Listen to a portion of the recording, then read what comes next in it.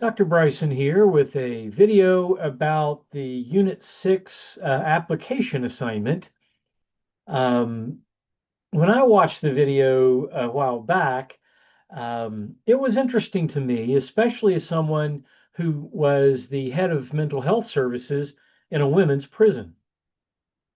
I will tell you that the women's prison in West Virginia, Lakin Correctional Center, or Lakin Correctional Facility, but it's very similar, but also different.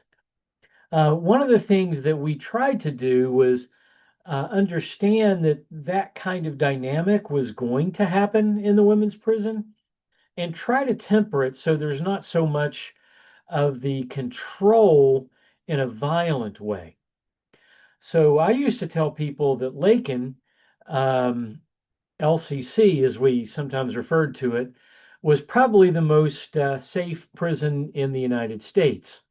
That's because we had very good security staff.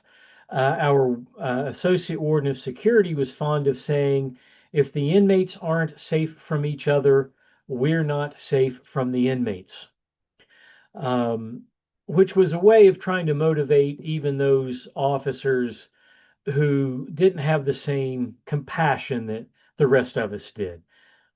But it is true that in a women's prison, more than in a men's prison, they form families. Um, Currently, I'm doing um, a lot of clinical supervision for several of the jails here in West Virginia. What that means is that I'm not providing the mental health services. I meet with the folks that do provide mental health services as they work towards their independent licenses, and I give them feedback. Well, at one of the jails, we had this female inmate who was constantly becoming suicidal. And in a jail, it's hard to provide mental health services the same way in a prison. In a jail, you never know how long you're going to have an inmate. So you don't want to start working on trauma, which is a long-term therapy issue, if they're only going to be there for 6 weeks. But a prison is different. But as we're talking about this inmate, she's already been convicted and awaiting sentencing. And we were hoping that the judge would sentence her quickly so we could get her to Lakin.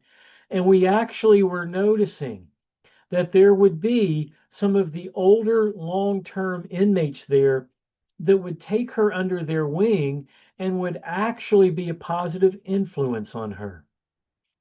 That actually happens at a women's prison a lot more than it happens at a men's prison.